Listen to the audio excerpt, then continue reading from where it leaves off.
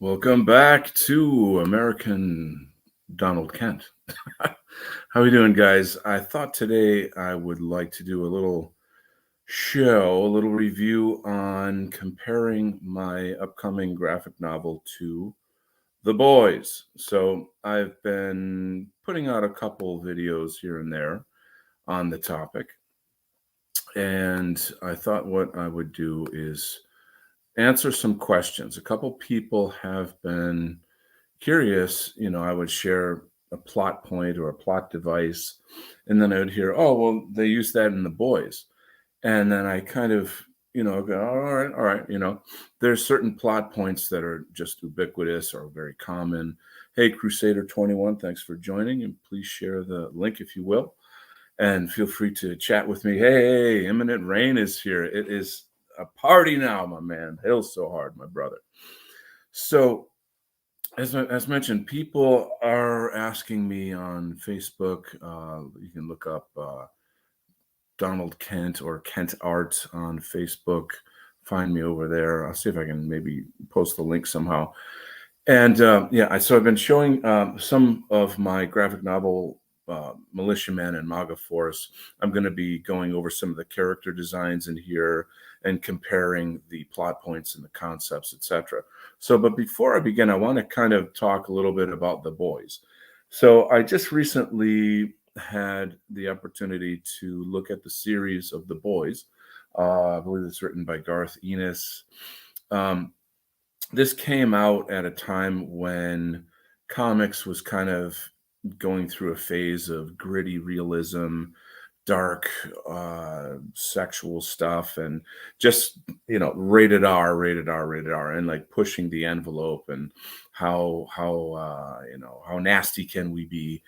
And it's this concept of a superhero team that's sponsored by a corporation, and then we discovered that most of the characters are pretty much like scumbags in their private lives. And there's all these, there's of course some real, sort of not real, but like non-superhero people that want to take them down, and you can check it out on, I believe, Amazon Prime.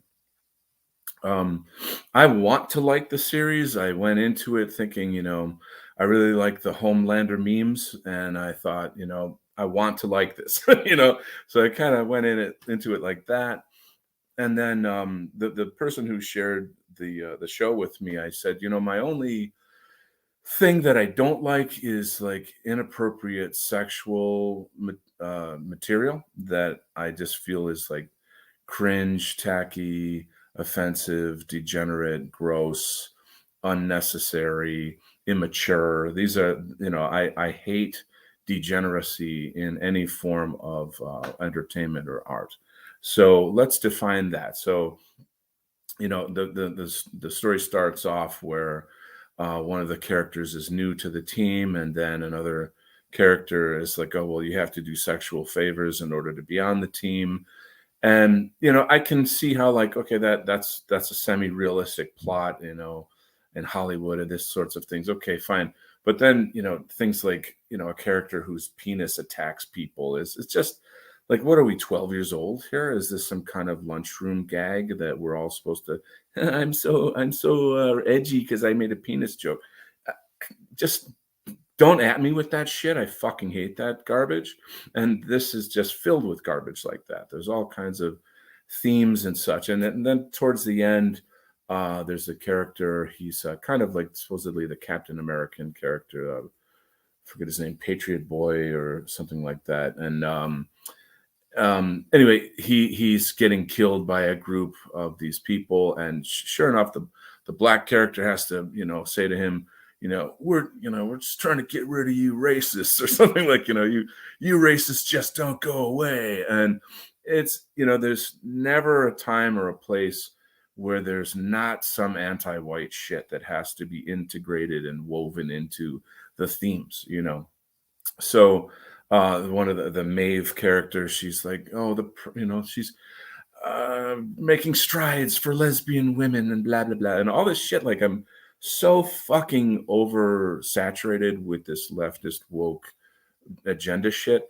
Now there seems to be a presence of some kind of like normal conservative patriot elements to it, but it's always skewed and sick, and like Homelander is this kind of like twisted guy, blah blah blah. If you watch it, you can see like he's sort of, they try to show him both as human and as evil, and it's hard to say exactly what they're trying to say about that character.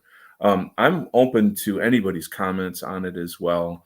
I have to be honest with you, there was so much. Um, I'll quickly say that there's a lot about it that is likable as a story. Then there's a lot that is just kind of like, yeah, we're expecting that, and then there's those bits of like degenerate shit. So I look at it like this: imagine if I made like a wonderful pizza, and I had all the toppings on it, and everything was wonderful, and it was the best pizza you ever saw. But then I put one piece of dog shit on every slice. Would you still want to eat it? So that's The Boys to me. Is like, it's too bad you ruined a perfectly good pizza with all this woke crap in there. And some people, they ignore it, or they're so used to it that they just kind of like roll their eyes and keep going and enjoy the good stuff. But I kind of can't do that. For me, it ruined the whole experience for me. So, and I didn't watch the entire series. I skimmed through to try to get the good bits. Is there ranch? White student transmissions here. So yeah, a little ranch dressing to put the anyway, we'll get back to the topic here. So yeah, there it is. So I'm just kind of identifying these things, and saying like, it's annoying to me how with all these resources, there's always some way to make kind of sick, twisted, degenerate garbage. And I guess there's a huge market for this. I guess people love to see human beings being, like as low as they can be or whatever. And like the kind of humor, the main sort of protagonist being this kind of cucky white guy who, his girlfriend gets killed. And of course she's Hispanic. She couldn't be white. Right.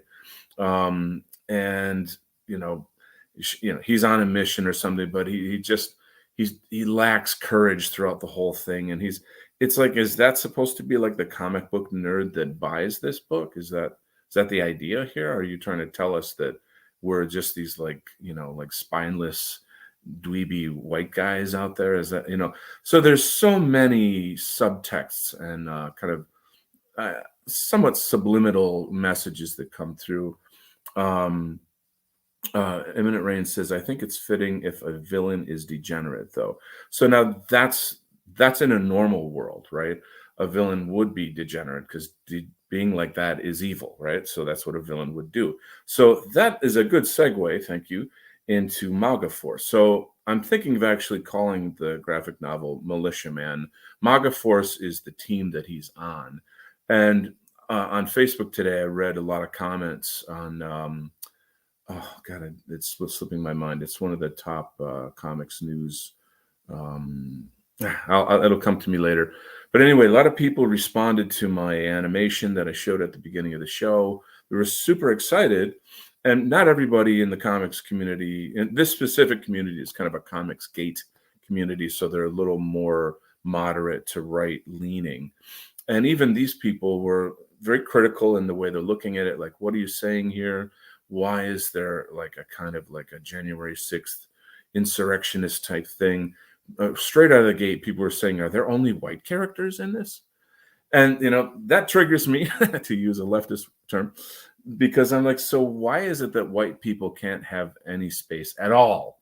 Like why does there have to be non-white people on the team? Why can't we have any single spot in our whole culture and land where we can just be with our own people? So that's offensive to me when people ask that question. Now, not everybody means it in that way, like, as if they're going to like criticize me or something. But a lot of people do, so that's kind of a thing that's out there. Um, and my angle at this point, this is a 6-issue series that will be culminated in a graphic novel. So, in a sense, I have to kind of tease it out as I go. I'm going to tease it out as I go. So let's look at. Let me talk maybe a little bit more about my own plot. In MAGA Force, in Militiaman, it is a story of a corporate sponsored superhero team that is essentially sponsored by Conservative Incorporated. Fill in the blank with your favorite conservative news site that we're all aware of. But this is, of course, controlled opposition. There's a lot of things that don't appear to be what they are in the story, where you get a sense of like, yeah, MAGA Force, America #1, and then you discover that the Patriots fell for this controlled opposition, and that there's a lot of religious themes in there that Judeo-Christian news is kind of like using that aspect of people's belief systems to gain their trust and produce this kind of like Trump rally type populism about the team. But undercover, there's a lot of things going on in the corporate level that actually lead back to a kind of a satanic cult.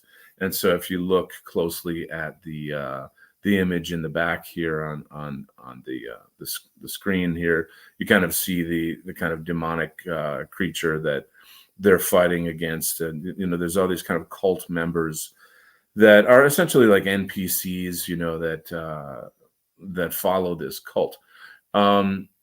I will say that there's some pretty obvious Freemasonry symbolism in there. There's a lot of layers of symbols in the story.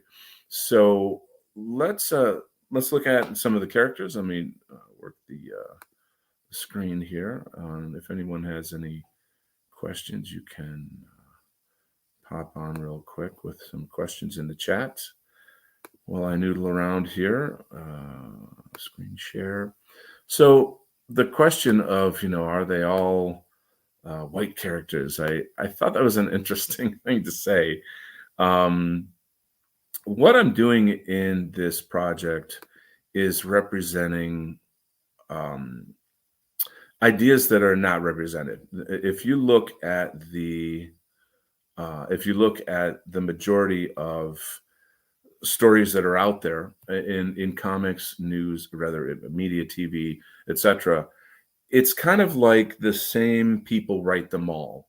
It has the same snarky kind of pop culture attitude to it. It's very left leaning. We're saturated with this garbage, and so and if there's any representation of conservatives, Republicans, Christians, it's almost always that they're kind of sick, and they have like sexual repression, or there's some kind of darker racist undertone to them. That is the norm in media. So I'm flipping the switch on all of it. It's completely now. I'm not per se like attacking liberals. Rather, I'm actually attacking conservatives to an extent in this by saying there's a third position, there's a third rail, there's a third choice between capitalism and communism, and the main character, militiaman, he discovers this through his trials and tribulations throughout the story. So this is kind of the meat of it. Now here's one character who is part of a group called the Defectors. Now this is called West Guard or Western Guard. Some of these characters I'm going to tweak a little bit before I finally uh, go to print and all that, or rather go to production. So clearly, if you recognize any of the symbols on here, this guy is a pretty far right badass, you know. So there's a split in the MAGA force where some of the characters, they understand that, you know what, we've been lied to. This is not, how do I say, like Judeo-Christian news is not the real deal. Like they've tricked us, you know. So we're splitting, we're leaving the group, and then that, you know, then MAGA force calls them the defectors because they've defected, right? So and so there's a, but you know, they used to be friends, and then they carry on to kind of move on throughout the story. So let's check out one of the comments in a minute. Rain, really looking forward to an all-white cast, except for the villains or fake friend characters. Total deglobalization for the win. So this is, how do I say? When you're making art and you're trying to put it out there for our people, but also for the greater right wing world, the right wing, as people know, are, you know, they think like, you know, like Jordan Peterson is the end of the rainbow. You know, they think, you know, that like Ben Shapiro is like the, you know, cool man. He's based, you know, he's the guy that knows what's going on, man. And they don't understand that these are gatekeepers that are limiting our view from beyond. But at the same time, it's not an all-white cast. There are a lot of people of color in the I almost said film, in the graphic novel. Yes, most of them are villains. They're the kind of sort of infiltrators, foreign agents, etc. But there's a few who are just sort of like, there's a mulatto character who's a sort of this. He's something like the Flash in there, and he's you know, he's based, he's got good kind of like solid conservative values, and he wants to do the right thing, but he finds himself in the middle of this world where, you know, who's right, who's the good guy, who's the bad guy, and where will I fit in, will I be accepted in, you know, in either of these situations. So these are some of the topics that I'm working through. Let me add another comment here. Maybe I can show that here on the screen. Saying maybe you could have it be diverse-ish by having different characters represent different hues of Western kind. That's 100% true. I'm, how do I say, like, I've always been pretty open about wanting to have some kind of ally relationship with people of color who understand that Western civilization comes from white people, is of white people, that if we were to disappear from the face of the earth, that the planet would go backwards by centuries, and that everything they have, they enjoy because of us. And so, and that there's not a hang up about that. There's no kind of anti-white hang up thing going on. So, but we are the hero in my story. I think it's fine to have supporting characters. Like I said, this mulatto character. There's another African American character who is the kind of guy that's like, would be a fun guy to party with, a fun guy to go out with, but he is also kind of narcissistic, and you know, he's how do I say, like, he just wants to get paid. You know what I'm saying? So he's kind of amoral in this regard. He's not a bad guy innately, but you know, he knows what's right and what's wrong. However, you know, the main thing to him is the money. he wants to get paid. So he's not going to do anything that's going to get him fired from MAGA Force. What do we got here? A couple things here. Hell so hard. I'm just reading some of the comments. Let me get back to sharing some more characters here. It's been quite a while since I have used StreamYard, so I'm a little clumsy with that, and I apologize. Let me look around here and see what other characters I can share with you. This guy here is the same character, but without the cape and the helmet. He's sort of a, whoops. He's, I don't know, how do I describe him? He has like a Wolverine style attitude. He's he's a badass. He doesn't take any kind of shit from anybody. He's really representing that kind of sort of Italian fascism type pride, and kind of like he's got the personality of a lion. So he is portrayed as a bad guy early in the story, but then, and there he is with the full uniform on, but then we start to realize the humanity in him and why he does what he does. The theme that you cannot coexist with evil, you have to destroy it. And so this is one of the black characters in here. I was talking about him. It's kind of a speedster. He really wants to do what's right. He would be kind of like on par with, say, like a Candace Owens in terms of like his personal politics and value system. So, very pro-America, all these kinds of things. Not, I don't know, there's sort of like the MAGA people, say black people who support MAGA or Trump. These people are pretty savvy in terms of like they escaped the Democrat plantation. They're really sickened by what do you call those, like those story times, the trans story time events, these kinds of things. So they're certainly aligned with right-wing values and such. This is a cool character called Song of the South that I wanted to have a Southern-based character. Q Leonard Skinner, Freebird right now. As you look at this, he's got that kind of banshee type scream that's like a super scream, but he also has some other powers. He's got these kind of a jetpack belt there that allows him to fly. He's a fun guy. He's sort of not a comedy relief, but the kind of guy that is able to banter around. And him and the Fasci character, they sort of jab each other a lot throughout the story. So there's a kind of that guy-ish friendship that goes on between the two. He's not as super powered as the others, so he's used for different devices. This is kind of a clunky sketch of one of the early characters, the Red Rover. There's a much nicer look at the character here. Not really like an Iron Man per se, but kind of techie type of a super character or superhero, if you will.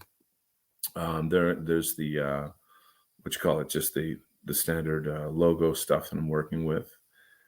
Here we got our militiaman initial design. I had him with like a what do you call it, a shotgun thing across his back there. I'm not using that now, but he does have these gold guns with rubber bullets, because in the beginning of the story, he's very much about the law and follow the law, trust the plan, trust the system. The police will protect you, and that kind of like normie conservative naivete about how the world works. He's a Boy Scout. He's a kind of his name is Roger Stevens. So Steve Rogers is Captain America's name. So the story is just packed with these kinds of little Easter eggs. Like, people who are into comics are going to get it.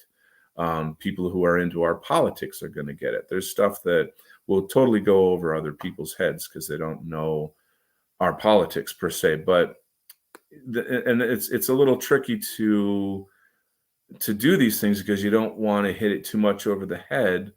And I don't want it to be campy, but at the same time, it should be kind of fun and have a couple wink, wink, nudge, nudge aspects to it.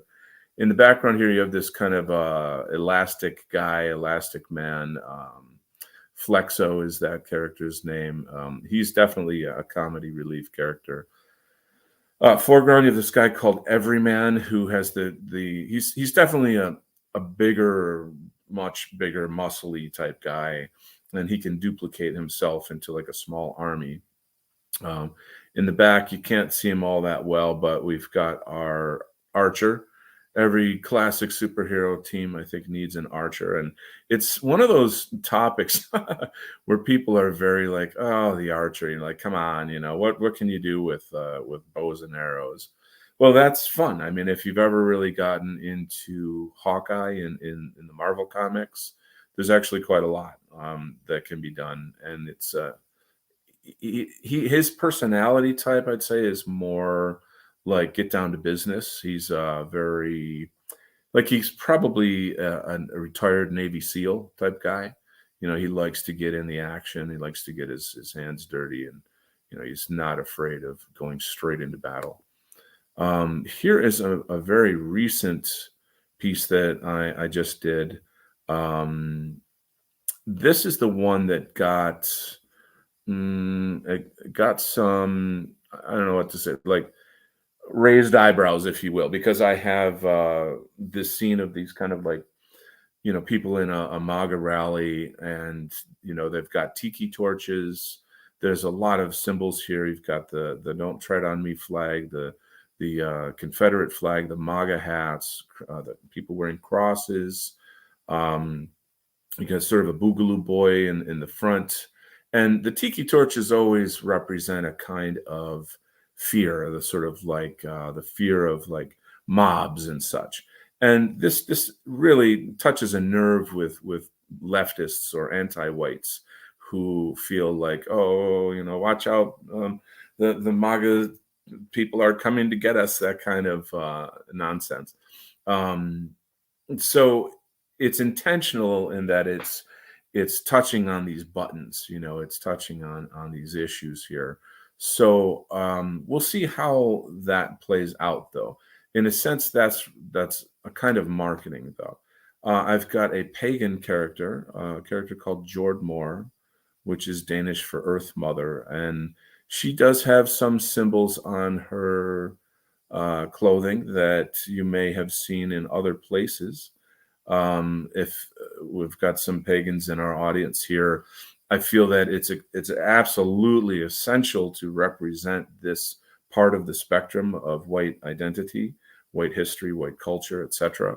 Her and the fasci superhero are married and have a child in this story too. So that's another aspect of this story, is showing women with child as superheroes. It's something that maybe is, I'm sure it's been done somewhere. Of course, we've got the Scarlet Witch has a whole series where she has these children that she fabricated through her magic and blah blah blah. Anyway, I'm going to look at some of the comments here quickly. We got our buddy Eminent Rain. Oh, he's just saying hello to our friends. That's good. We got CG is in the house, my man. CG, tell us about your show here. You can plug that in the chat a little bit. I was on CG's show. It's called The Shit Show. A lot of military political talk. Really, really cool stuff. A unique area because him and his co-host and other people, I believe they have a lot of military backgrounds, so they give a kind of a military take on what's going on. So if CG, if you want to pop your site link or something in the chat, that's cool. Warcast, the Warcast, and you can look that up on Odyssey. I don't know, is that on YouTube? Not quite sure, but the Warcast, check it out. So back to let's see, what do we got? One more comment here. Like the pagan character, imagine the kids would be born once they retire. Would be born once they retire from heroics. Not sure I understand. The kids would be born once. But yes, we do have a pagan character. Now, the interesting thing about this graphic novel, though, is it's largely dealing with Christian themes. Um, there's a lot of Christian messages and tones and topics. There'll be quotes of the Bible throughout the story. I guess I would say that my target audience are Christian nationalists or conservatives who are frustrated with the lack of representation of patriots and such in media. Um, I guess the one thing I'm a little frustrated with is how the average I don't know, there's a lot of people that don't get comics yet. They're not quite on the bandwagon. They like the movies, they like the superhero movies, but I just cannot push enough how important it is to read comics. Every library has a huge graphic novel section. Every bookstore has a huge graphic novel section. Get out there and get into the medium. It's a really unique medium, somewhere between literature and film. So here's another character, Golden Lad. Now he's one of the new characters in the second version of MAGA Force, and he's like the only white guy on the team at this point. So you can kind of imagine being like the only white guy on a team with Muslims and Chinese and blacks, Hispanics. It puts him in an awkward situation because as team members, they don't all get along with each other. They kind of bring in their sort of ghetto culture into the team. And so he's sort of a very alienated guy, but he has extremely strong conservative values. The his superpowers are kind of unique. He's got this ability to pacify people, to make them kind of sleepy and passive. There's other powers to what he can do, but I won't really reveal that. Um, there's our everyman character again. This is a little. I'll kind of zoom in on this. This is one of the original designs for the character. I am going to give him a sort of like it's a kind of a shield that he'll be able to use. And so let me back out a little bit on this one. Well, no, I can't back out. But okay, so this is a clip of one of the sketches in the storyboards. It's just one of the panels where there are two of the Muslim superheroes that are now on MAGA Force, and they're talking about Militia Man and how he must be a demon, that he couldn't survive some blast, explosion, and the other Muslim character sings all kafir are demons.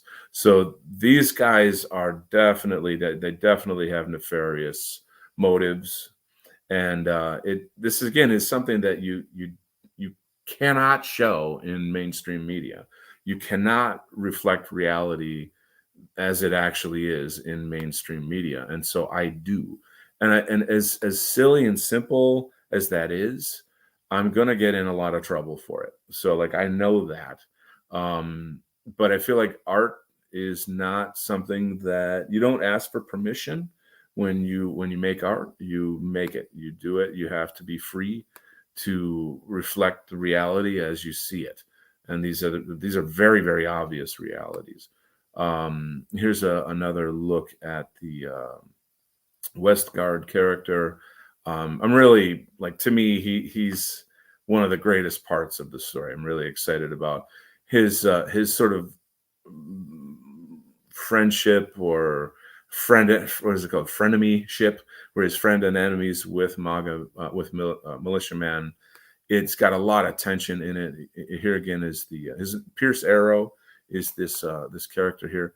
This is a very interesting, mysterious character. He has a kind of power of invisibility. He works for Mr. Sorrows, who is one of the top villains. Mr. Sorrows sounds like somebody you might know, with the first name George, but I'll walk away from that. So he's very mysterious. I did not know about the character Noir in the what's it called, in the Boys. There's a character called Noir who just has a black suit. He doesn't talk, and like I swear to God, I did not know about this character when I created when I created Obscuro, which is this character's current name. Um, they don't have the same powers, but they kind of feel the same, like the presence is there. Now, in comics, you're going to see knockoffs of Superman and Batman and Wonder Woman. It's not. It's sort of a trope, basically. So it's out there. So I guess it's just this is something that is on my mind. I want to welcome some other guests that we've been having. Crusader 21 this year. Let's see what White Student T has to say. The mimetic power of comics can cause serious damage to the anti-whites. Push them back for a while. That's pretty much the whole gig here. Is I'm trying to make The Watchmen for our time. So The Watchmen, we all know that movie, The Watchmen, based on the graphic novel, Alan Moore, etc. So that was, a superhero lens on the 1980s. It was Alan Moore's views on that whole thing, and I love it. I think it's a great film. So I'm thinking, well, what's The Watchmen for 2023? Wow, what would that be like? Okay, that is my goal. Okay, so now going back to The Boys, comparing this stuff with The Boys, in a sense, it's kind of like a soap opera. There's a lot of like banter, talk, conflict, power struggles, psychology, history, family relations, blah blah blah blah blah, and then action, and then something degenerate, and then talk, and then action, and then something degenerate, and then so like I don't work like that. I'm not saying that it was bad or all bad. Like I think the Butcher character was an interesting character. I there was a lot in the story that I thought like, yeah, okay, I'll buy it or I'll go along with it. But I don't know. I don't read comics to get the soap opera experience. So maybe the one criticism of MAGA man and sorry, not MAGA man, militia man and MAGA force. It's a tongue twister. Is that I don't have a lot of that. I kind of move. There's a good clip. My story moves at a really really good clip. Of course, there's talking. There's relationships. There's all that stuff, that happens. But it doesn't linger and linger and linger.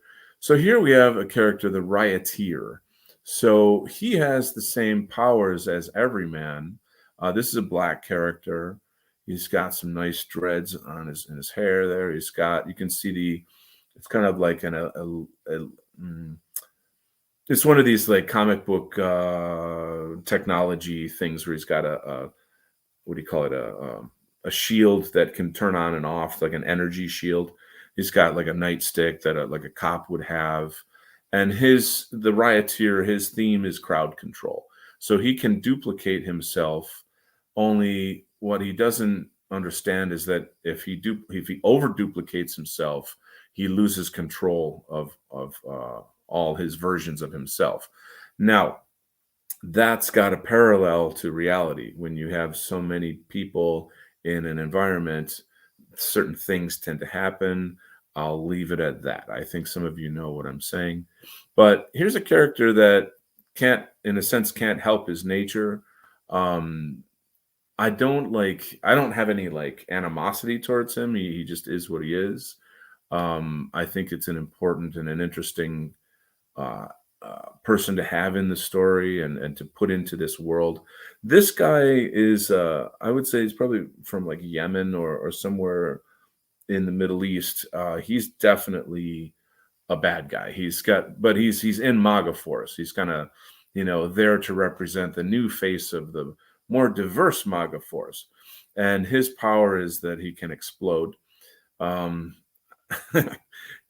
his explosions are not like a sort of dynamite explosions, dynamite Thor or something. He has a sort of a force field that explodes.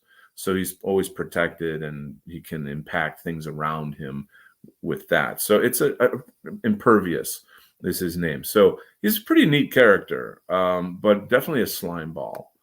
This is a quick look at a scene where militiaman reunites with his wife. She thought he was dead after this certain mission. And so his relationship to his wife is a huge part of the story. It's a really, really important way to humanize the character. His wife is just this lovely woman. She's pregnant. They're gonna start a family. So once again, the theme of like uh, that pregnancy, new life, family, etc. It's something that has it's a piece of the puzzle that goes into the story. The thing I'm really, really sick of is this whole like, a strong female lead, that whole thing. It's like, okay, everything has a strong female lead. Okay. Everything has an LGBT theme to it. Everything has a strong black lead. So like, I'm so tired of that. And then there's the question of, well, what defines strong? Like, what is a strong woman? What is strength for women, for womanhood, etc.? What does that mean? And conservatives have extremely different thoughts on that. There's some very, very good conversation online in our community, in the white positive community about these things. And obviously, women in our community are very, very smart, and they know how to talk about that. They know what's up. And so it's pretty cool, but they don't get any representation, I feel, in the mainstream. I just came across some video on Twitter recently. I feel bad that I don't know the names of these women, but like that one is she's sort of a pop psychologist. Another one is more of like a political YouTuber commentator, and they're in a group of women that are being interviewed about women and what's up. And of course they promote, or rather they represent their views about like, how is abortion empowering women? Women are using it as a means of birth control. And then all these harpies just like go nuts and just shred them and attack them, and they won't let them get a word in edgeways. That's just the usual shit of like the woke culture. And they never have like good reasons. The left can never, anti-whites can never argue good points. They can't rationalize anything. They just insult and attack and attack and insult. So they're psychologically unstable, and it's very scary. We're the ones being terrorized, not them. So it's psychotic, the kind of the gaslighting that we have to go through.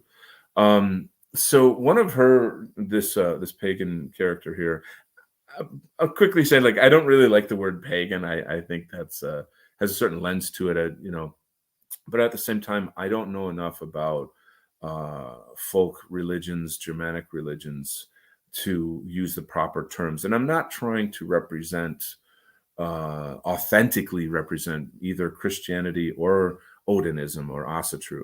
These are just characters that have these religions in their lives. And so I'm putting them together in a story and seeing how can they work together and get along. And they get along fine. So like there's a lot of cool stuff that goes on here. One of her powers is that she can open up space portals.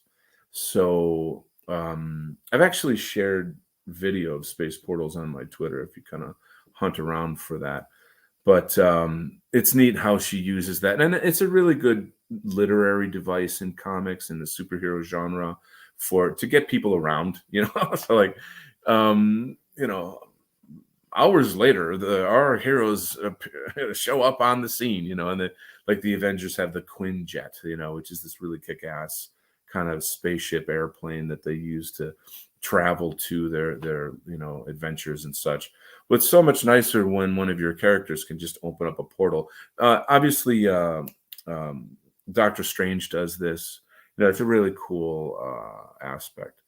So let's see, what else can I share about this topic with the boys? Yeah, I just feel like there's a kind of, well, let's take a question or two over here. We've got Kingdom of Vinland. I want a show about the Trojan War that tries to be as historically accurate as possible. That'd be cool. I'd be down for that for sure. What did CG say here? Inserting burning Trump 2020 boat. I don't know if I get the reference there. Let's check out something else. Thank you, sir. I'm definitely on my high horse here. Jay Lewis, welcome to the crew here. How did they get their powers? They're born with them, or each have their own origin, or what? This is like one of the key questions that someone in comics is going to want to ask, and everybody wants to know. Um, I think as an author, you have to decide what am I going to do here? Like it's a huge pie. Which piece am I going to eat? So in my case, I'm not using this story as an origin story. There's no explanation as to how people got their powers. The story is much, much, much more about a statement that I want to make, an artistic statement. So there's a lot of discussion among my fellow artist friends in the White Art Collective, and also with a very, very dear friend of mine, kind of coworker, Dave Martell of the Bizarchives. Check out thebizarchives.com and definitely subscribe to Dave Martell's YouTube show. Fantastic stuff. So it's the question of art versus propaganda. A lot of people have different views on it. A lot of people have good reasons for why they think what they think.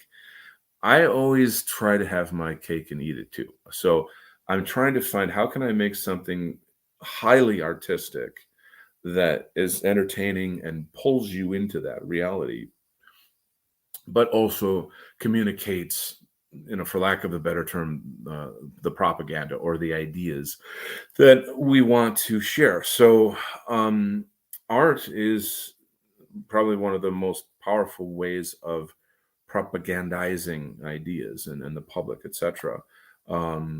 That's a huge topic we could go on to, but so to answer the question, no, it's not an origin story. I feel like if this really takes off, then I will hire some different people to do, these origin stories of the different characters. In a sense, I could start a whole Marvel comics based off of just this one book. So, and I know that's going to be controversial. There's a lot I can't say because obviously I can't give away the story. All I know is that I'm gonna have to kind of look over my shoulder after this. So we'll see how this goes. What are the pagan's powers? So as I mentioned before, she has this power of what do you call it? Creating space portals. She can create a sort of a magical shield, a dome around her and other people. Um, the this It'd be great if she had her own book, right? Because then we could get into actual magic, actual like Norse magic, speaking with animals, speaking with ancestors and spirits, speaking with elementals in nature, and how all of that ties together. It could be interesting to have her cross over with, say, Native American shamans, or Japanese Shinto priests, or go on down the line, because in my view, there's two worlds. There's the Abrahamic world and there's the indigenous world on planet Earth. And so, that's again, giant conversation to go into. Where am I going with all this? Let's see. We've got a lot of interesting comments here. So the boys, yeah. So the thing I was trying to say about the boys is that, like, I'm not a fan of Garth Ennis. I've looked at other stuff that he's done. There's been other movies and things from his graphic novels, and I despise this idea that let's think of the sickest, most twisted, anti-white, anti-male thing that we can do. Let's torture straight white Christian conservative men in the darkest, sickest ways that we can, and then make it funny. Ha ha ha. Look how cool I am, man. That type of immature, infantile kind of, or I should say more adolescent type mentality disgusts me, and I hate it. So, you know, I'm a lot of my work is in a sense rebelling against that. Now, I'm not the polar opposite of it, where like, oh yeah, okay, well I can do that too to people I don't agree with. That's not my goal at all. No, my goal is to have integrity as art. and also to produce artworks that have representation of white identity. And so this is a key aspect to it. So we got white student T is on here again. This would be a good way to revive Anglo-Celtic symbolism and push it mainstream for a bit. That's phenomenal. I mean, here's the problem, guys. I have a full-time job. I have a mortgage. I'm a single father. I have a lot on my plate, and it's really, really hard to do this and have that going on. So I've got a new schedule for 2023. Come home from my day job, live streaming at least 3 nights a week, at least. I will be asking people for donations to pay for the digital coloring and the digital lettering of the story as I go. I'm working out a bunch of different details. The first issue I plan on giving away for free as like a PDF, or an ebook of some kind, to kind of get people like bought into the world, and then just take it from there. And then there's all kinds of like indie comics platforms that you can publish your stuff on, and people can print on demand and yada yada blah blah blah. I have my own publisher. I think I can say I could easily go through, say, White People's Press or probably some other kind of right-wing publishing platforms as well. So that's not so much the problem. It's kind of about how do I fund the final publication of this, because comics are a whole thing. I'm actually kind of not even looking to pay myself. I'm just I'll get book sales down the road, but I have to do this. I can't not do this. I've been wanting to do this for years, to be dead honest with you. So it's finally like, this is it. I'm done. I'm doing this. Nothing's stopping me. But I do have to outsource the coloring work. There's various other costs involved, yada, yada. So what do we got here in the comments? We got white student T again. All of our symbolism gets attacked, banned. A character like this can revive that for a while. For white kids maybe to learn where. Yeah, so that franchising is a whole other thing. Like, how cool would it be to have like, some cool swag and stuff based on this? But that's like a commercial way of looking at it. I'm interested in the idea of representing culture, representing and this book, by the way, is not really explicitly racial. I just want to get that across. Like, my target is actually more like normie conservatives. Our guys are going to have like loads and loads of funny, cool, awesome Easter eggs in there. So you're definitely going to enjoy it. And then there's a very, very, very massive twist at the end that will shock everybody. And I might lose some friends over it. It's kind of like, it's pretty heavy, but it's still something worth coming along for the ride and checking out. Let's see what else we've got here. I got 95. Yeah, man. Yeah, and White Student T's got some publishing stuff going on. I believe I did the cover for a project he's working on. So yeah, if there's any other questions, why don't you go ahead and please pop it in the chat right now. Otherwise, I think what I'll do is I'll set up the outro. What do we got here? Welcome, M14.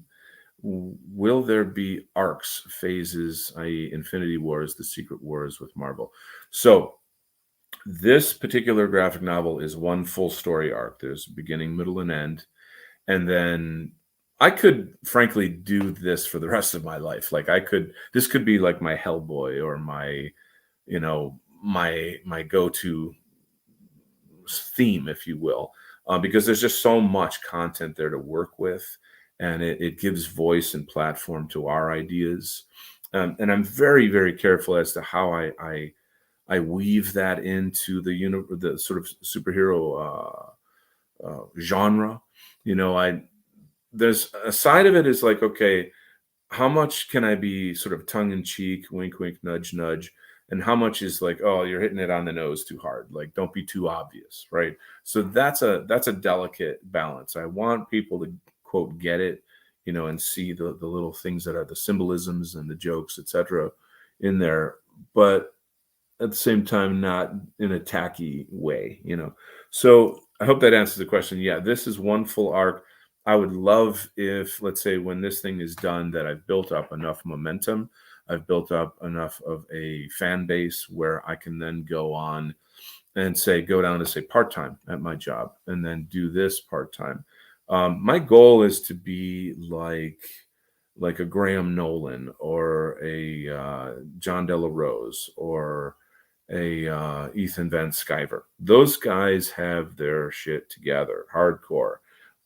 They are three of the leading, definitely the top leading names within the Comicsgate world. Scene, I don't know what to call it, movement, if you will. Um, Phenomenal creative types, but like also amazing businessmen. And this is part of what I love and admire about them. I would definitely check out All Caps. All Caps is Ethan Van Sciver's show. It's a Comicsgate show.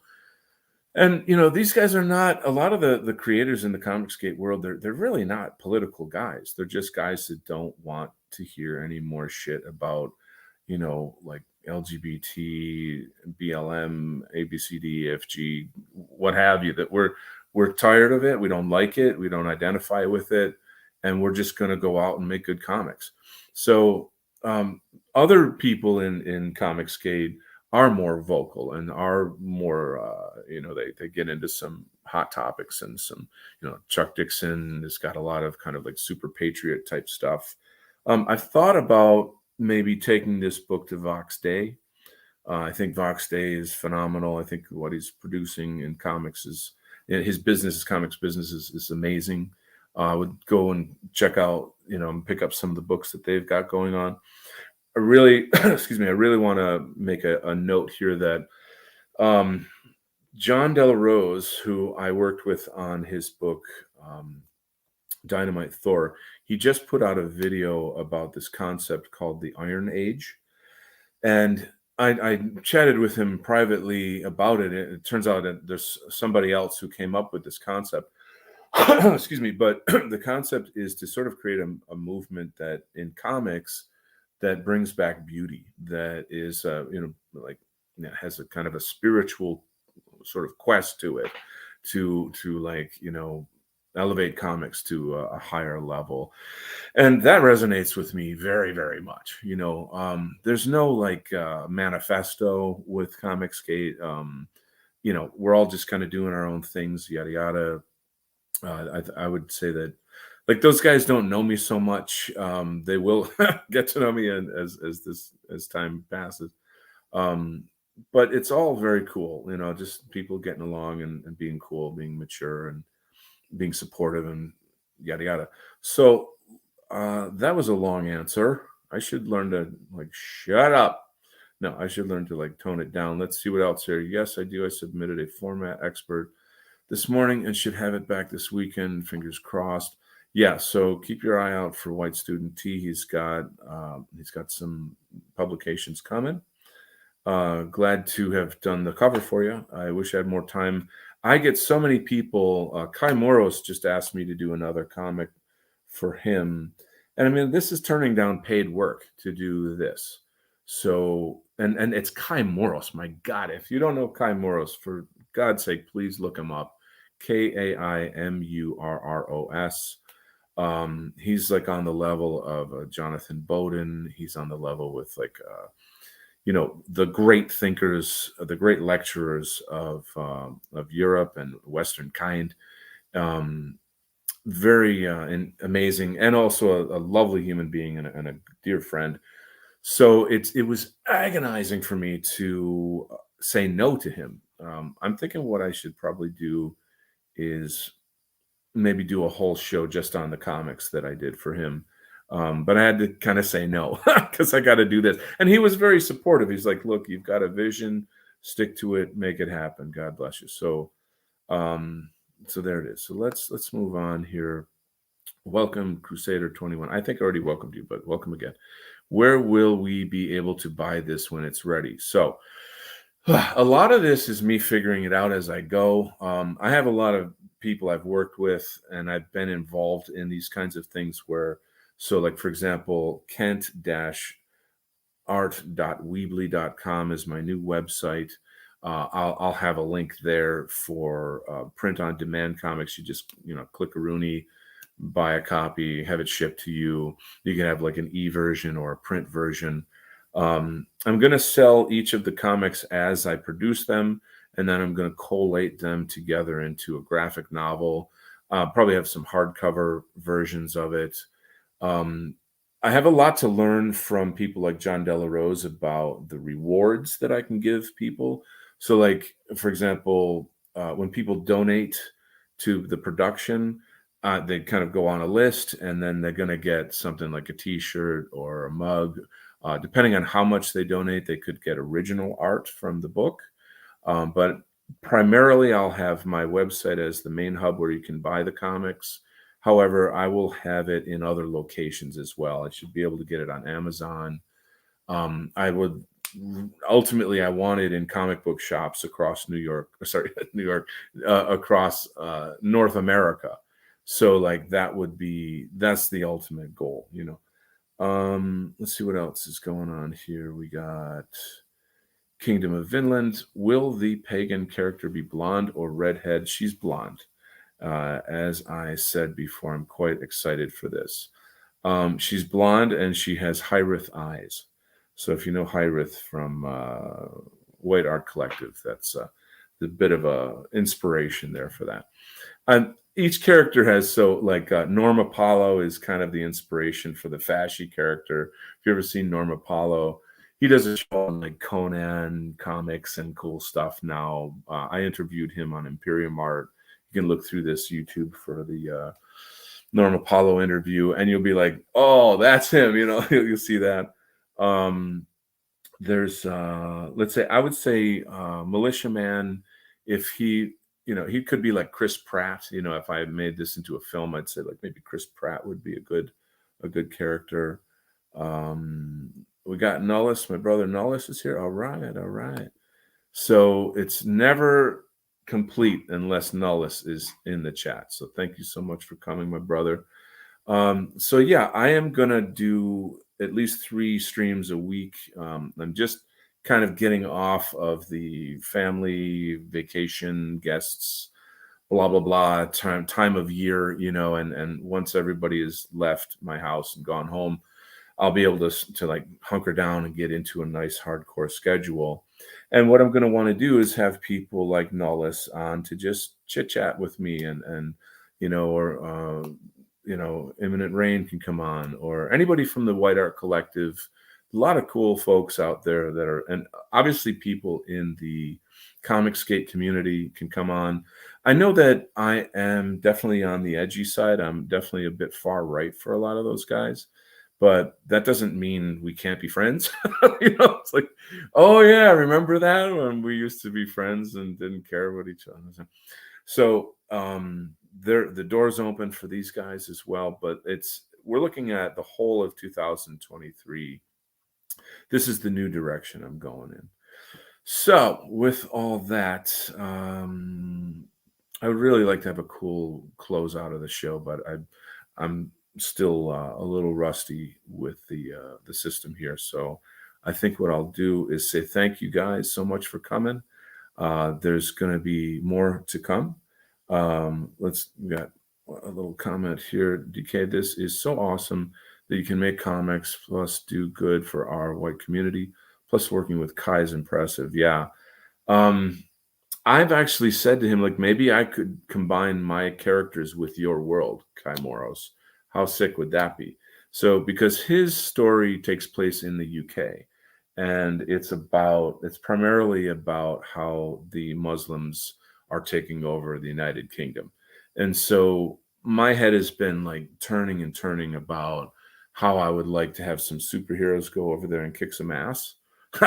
So, we'll see how that all goes. But here's a nice little quote to close us out with here. Thank you, Imminent Rain. Art is magic. Alan Moore. That's a nice quote. I want to wish you guys a super awesome Happy New Year. It's been a hell year. 2022 was an absolute hell year for me. I'm I'm trying to move on and reinventing myself, moving forward. And I want to thank you all for being friends and being there. And, this thing is going to grow like crazy this year. So it's going to be a really exciting ride.